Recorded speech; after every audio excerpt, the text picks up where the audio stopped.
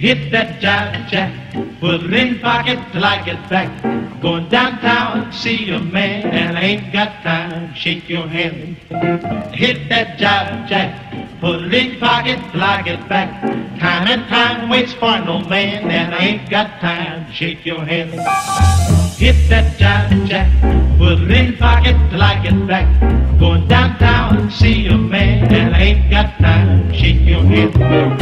Hit that jive jack, put it in pocket till I get back. Time and time waits for no man, and I ain't got time, shake your hand. Hit that jive jack, put it in pocket till I get back. Going downtown, see a man, and I ain't got time, shake your hand. Hit that jive jack, put it in pocket till I get back.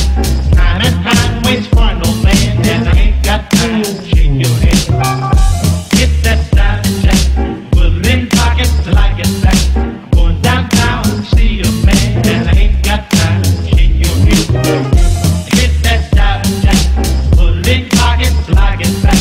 Time and time waits for no man, and I ain't got time, shake your hand. Salut, enfin on se retrouve. Ça fait longtemps qu'on s'est pas vu pour une nouvelle vidéo et je me suis dit que pour avoir un truc assez original, j'allais me mettre ici dans la forêt, presque forêt, dans un petit parc.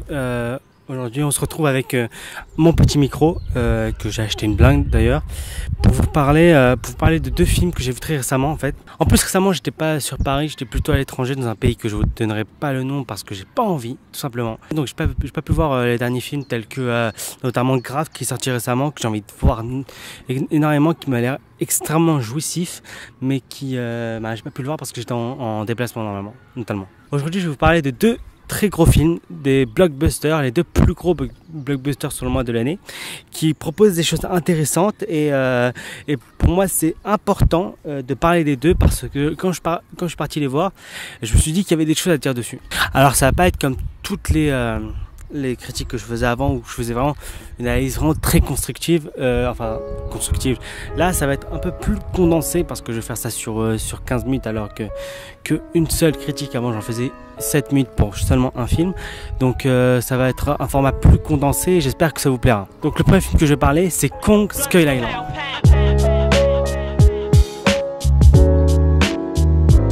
Alors Kong Skull Island, ça raconte l'histoire d'un groupe d'explorateurs qui découvrent une île grâce à des images satellites qui venaient d'être mis en place, puisque le film se passe juste après la guerre du Vietnam. Un groupe de scientifiques avec un groupe armé vont essayer de dénicher les plus grands secrets de cette île. Et en cherchant ces plus grands secrets, et en notamment bombardant l'île, ils vont faire la connaissance d'un singe géant de plus de 23 mètres. Et pendant tout le film, il y a un jeu de est-ce qu'il faut tuer King Kong, est-ce qu'il faut pas le tuer, non mais c'est gentil en fait, c'est un roi, qui est un sujet qui est généralement traité dans les films King Kong. Il faut savoir un truc avec les films de monstres, c'est que je suis pas un très grand fan des films de monstres. J'ai notamment vu le King Kong, notamment celui de Peter Jackson, que j'ai trouvé ultra bien. J'avais aussi notamment vu Godzilla, qui a été fait par le même producteur je crois que King Kong, je pense, parce que sinon il n'y aurait pas King Kong vs Godzilla en 2020, qui est un film que malgré tout, malgré cette gueule de Bobo Gauchias, un film que j'attends vraiment beaucoup puisque ça va être un combat de ouf. Et j'étais vraiment confiant par rapport à Kong parce que il y avait vraiment une envie de faire du renouveau, de faire de Kong quelque chose de mystérieux, de quelque chose de coloré. On pouvait le voir notamment avec les bandes annonces qui avait surpris des millions et des millions de gens qui ont fait le buzz notamment. Et donc j'ai vu ça et je me disais putain, s'ils font un Godzilla mieux, avec une fin qui a appris de ses erreurs avec Gareth Edwards, putain ça peut être un film de ouf. Alors est-ce que c'est un film de ouf? Non, clairement pas. Non. Comme je l'ai dit précédemment, on a tous cette thématique en fait qui est traitée dans tous les King Kong en vrai, qui est est-ce que King Kong est quelqu'un de gentil, est-ce que c'est un bon roi, est-ce qu'il va nous défoncer la gueule ou pas? Et en fait tout le traitement du film n'est pas original. Ce que j'aimais avec le King Kong de Peter Jackson, c'était traité de façon à rendre un hommage à toute la saga King Kong, et ça donnait une dimension supplémentaire.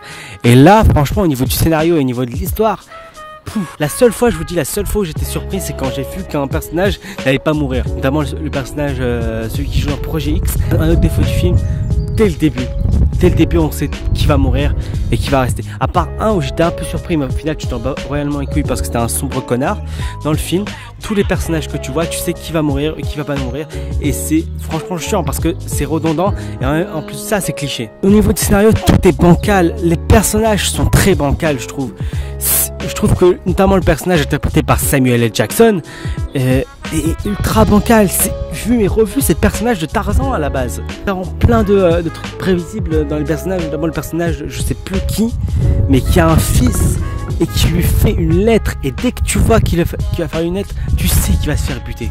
Mais bon, passons au côté un peu plus positif, qui sont, je trouve, le casting. Le casting est totalement fou. Tom Hiddleston, que je kiffe dans tout ce qui est Marvel, dans tout ce qui est Loki, dans tout ce qui est Thor, et notamment Brie Larson. Alors Brie Larson, je sais pas ce que tu fous ici, mais franchement, ça me faisait très plaisir de te voir dans ce film-là. Et franchement, Brie Larson, machallah. Machallah Brie Larson quoi. Putain Brie Larson quoi. Brie Larson joue, je vais pas dire qu'elle joue à la perfection parce qu'elle joue tout le temps à la perfection et que putain je l'attends grave dans Captain Marvel. Je trouve que la complicité Tom Hiddleston, Brie Larson dans le film est super bien. Ils arrivent à créer une réelle complicité qui va se voir plus tard dans les films Marvel. Et franchement Brie Larson c'est un sans faute, même si bon voilà c'est pas une très grande performance d'acteur. On va parler d'un truc dans cette critique, c'est la réalisation et l'éclairage. Bordel de merde que la réalisation et l'éclairage sont surprenants dans ce film. On s'attend à voir un film vraiment très sans personnalité avec un yes man derrière, mais en fait pas du tout quoi. Le réalisateur Jordan Vogt-Roberts a fait un travail de ouf. Je trouve pas que c'est un vrai travail d'auteur parce que moi je pense qu'on peut parler d'un vrai travail d'auteur seulement au deuxième ou troisième film. Mais il y a un vrai travail de réalisation derrière. Il y a un vrai travail de réa, notamment le réa c'est le réal de Zack Snyder. Pour vous dire à quel point je kiffe ce mec, j'ai kiffé Batman vs Superman. Et putain, l'éclairage est ouf. L'éclairage est ouf, bordel de merde. Il y a notamment un choix de musique dans le film que je trouve vraiment surprenant. Ça s'accorde très bien à la réa. Et pendant le mec a fait une réa très surprenante. Il a choisi de faire des plans très longs, de prendre son temps, notamment dans les combats. Les combats sont faits notamment des fois en plan séquence. Très gros problème, c'est le scénario. Alors que les scénaristes du film, c'est Dan Gilroy. Alors Dan Gilroy, c'est un ovni dans le cinéma. Alors avec son frère, il a écrit notamment les Jason Bourne. Son frère les a réalisés, je crois. Il a notamment réalisé le Jason Bourne avec l'autre mec qui vient d'Avengers et qui joue Œil de Faucon. Je me rappelle plus du nom. Merde, je vais le mettre là.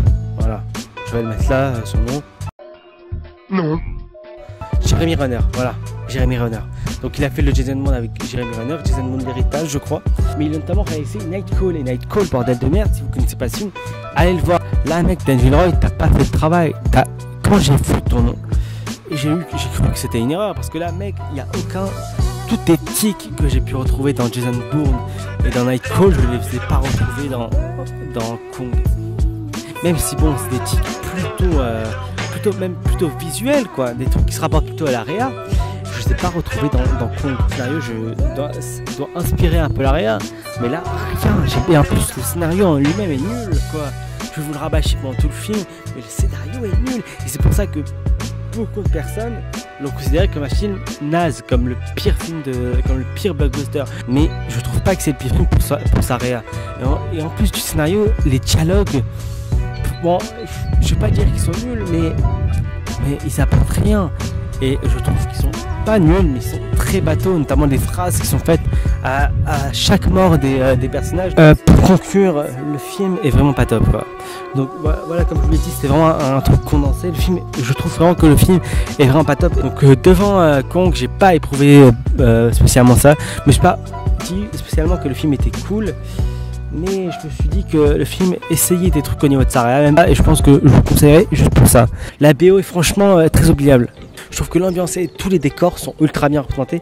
L'éclairage et toutes les lumières s'accordent bien au décor. Je trouve que c'est un film au visuel très très beau, mais avec un scénario très très très léger. Et je pense que c'est ça le plus gros point faible du film. Donc voilà, c'est fini pour le premier film. Comme je l'ai dit, c'était plus condensé.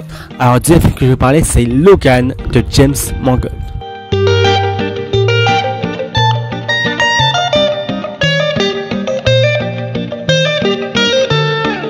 Alors il faut savoir un truc, c'est que je suis un fan putain d'incontesté du personnage de Wolverine. On a pu le voir dans tous les X-Men. J'ai kiffé les premiers X-Men. Faut dire un truc, c'est que j'ai kiffé les premiers X-Men.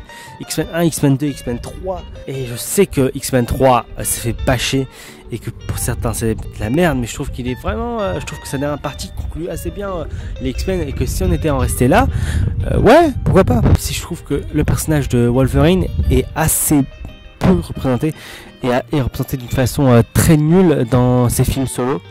On a pu le voir notamment dans X-Men Origins Wolverine, on a pu le voir aussi dans X-Men Le Combat de l'Immortel, qui est un film bof. J'ai pas trop kiffé, mais il y a quelques points forts qui font que le personnage de Logan est ultra méga badass, même si c'est pas ce que je recherche spécialement dans ce personnage. Et après on a eu X-Men Days of Future Past, qui est mon X-Men préféré et l'un de mes films de super-héros préférés. J'attendais avec vraiment beaucoup d'impatience le dernier film sur le Wolverine, parce que il avait pris d'expérience. Il voulait vraiment faire un film qui rend vraiment hommage au personnage de Wolverine, un vrai dernier film où à la fin le personnage avait fait son parcours et n'avait plus de choses à raconter. C'était ultra intéressant, puisque James Mangold, le réalisateur, est un réalisateur qui a été malgré tout nominé aux Oscars. C'est une promesse vraiment très ambitieuse de promettre un dernier film avec ces deux gars-là qui vous disent on va se mettre à fond dans ce film, on va mettre tout ce qu'on a pour faire un film vraiment qui respecte Wolverine. Et alors, est-ce que ce film respecte tout son défi? Est-ce que ce film remplit le défi? Est-ce que ce film respecte le personnage de Wolverine? Oui, putain. Logan, c'est putain de bien. Alors Logan, ça raconte l'histoire de Logan qui est vieux. Ça se passe dans un futur assez proche, 2040, 2020. Ça se passe après les événements de Days of Future Past, et ça nous présente un Logan totalement vieux qui est en train de se faire tuer par ses pouvoirs, qui en fait a presque pouvoir de guérison. Le personnage du professeur Xavier, qui est devenu un professeur totalement sénile, vieux, et qui a besoin de Logan pour exister, et donc ils vont faire la connaissance de Laura, une petite mutante qui vont leur demander de franchir la frontière mexicaine, et il y aura ensuite des péripéties, et j'ai pas envie de vous dire plus parce que faut aller voir ce film. Alors pourquoi faut aller voir ce film? Parce que déjà ça fait un putain d'hommage à The Last of Us et La Route. The Last of Us, qui est mon putain de jeu préféré, c'est un hommage au premier X-Men, au premier X-Men sur BD, et tout simplement parce que c'est un super film, quoi. C'est un super film qui, au niveau de son atmosphère globale, le gère d'une façon tellement bien. Le film le gère d'une façon tellement bien que ça en devient jouissant. Le film se passe dans un futur dans lequel tu te dis putain, si on était dans ce futur là, putain, qu'est-ce que ce serait la merde. Et ça nous pose des personnages ultra intéressants, notamment le personnage du mec qui a joué dans Narcos, et qui a un personnage totalement méchant, totalement badass. Le personnage est intéressant notamment dans la manière qu'il est sans pitié en fait. Le mec traîne avec des enfants toute la journée et est en train de faire des expériences dessus, et le mec est sans pitié. Je vais pas essayer de trop spoiler le film, parce que pour moi faut vraiment aller voir ce film. De son scénario, je trouve que le film est ultra bien écrit. Il est écrit avec une finesse et écrit avec une justesse, et je trouve que le film place assez bien ces personnages dans cet univers. En fait, on se rapproche plus de la réalité que du film super-héros. Et quand j'ai fait la bande-annonce avec en fond la musique de Johnny Cash, Earth, et ben j'ai kiffé. Et en fait, je trouvais que le film était ultra méga réaliste, ce qui est le cas notamment de The Last of Us. Jouer à The Last of Us, c'est indispensable. Jouer à The Last of Us. On va dire à des gens de jouer à The Last of Us. Jouer à The Last of Us, monsieur. Jouer à The Last of Us.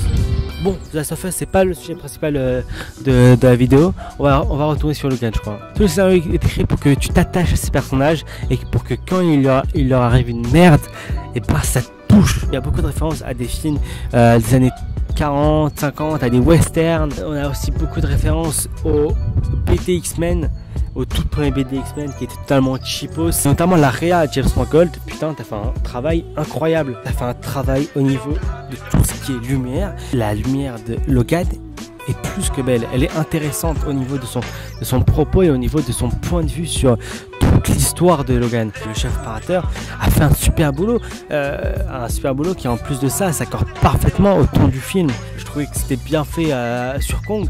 Là on n'est pas dans le même registre, là c'est fait avec une justesse. Et tu te dis putain mais c'est un film d'auteur ce film. C'est un film fait par des auteurs avec une vraie intention d'intéresser le spectateur au personnage de Logan. Il y a des plans, notamment un plan séquence dans la voiture de Logan, qui notamment j'ai fait des recherches. La voiture de Logan ça s'appelle une Dacia Logan. Toute cette bagnole va prévoir la suite du film. Et si tu regardes bien cette bagnole dès le début du film, tu sais qu'est-ce qui va arriver à Logan à la fin du film. Et c'est totalement fou. Comme je vous le disais, il y a un plan séquence dans la voiture de Logan qui est totalement fou.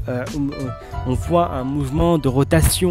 Et je trouve vraiment que la réa tente des choses, notamment tout ce qui se passe dans la chambre du professeur Xavier, dans sa cuve, qui est franchement très intéressant. Que la réa fait des trucs vraiment très intéressants, qui s'accordent vraiment à la lumière, et c'est fou de voir vraiment un blockbuster.